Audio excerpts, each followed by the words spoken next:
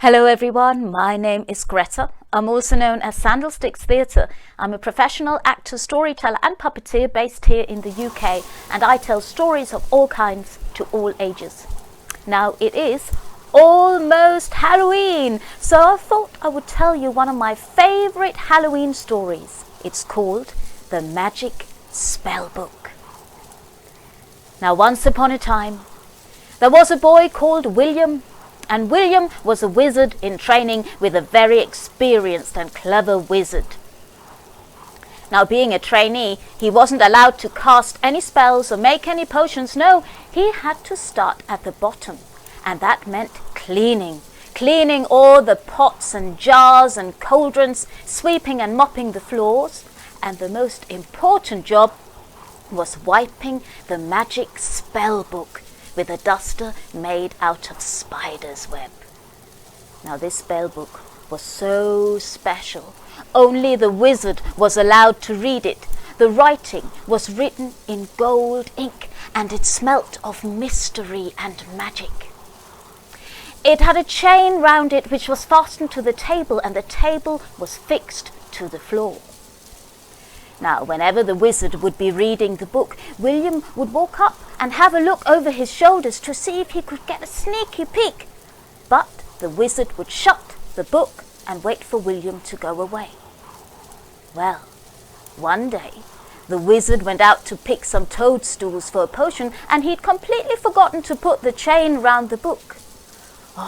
William, he couldn't help himself, and he walked right up to the book and carefully started turning the pages. All the writing was in gold, spidery ink, and he found a page and he started reading the spell.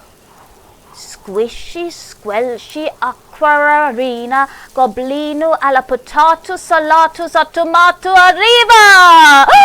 There was a swish and a swirl and a hiss. William, he panicked and he shut the book. But it was too late. He had summoned a bright red goblin. What task do you set me? Quickly, before I turn your house upside down. Said William. Water the flower pot. Water the flower pot. It shall be done. And so the goblin left and returned with a huge barrel full of water.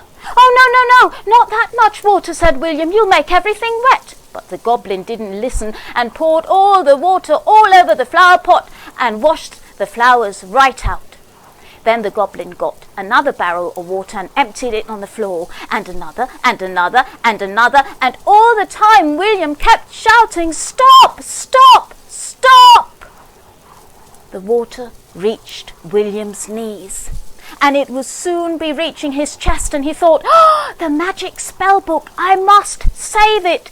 So he went to the table, he picked it up over his head, and the goblin was still pouring water, and soon the water would reach William's chin and be over his head. But right at that point, the wizard returned and he said, "Goblino in secundus disappearus aquarus."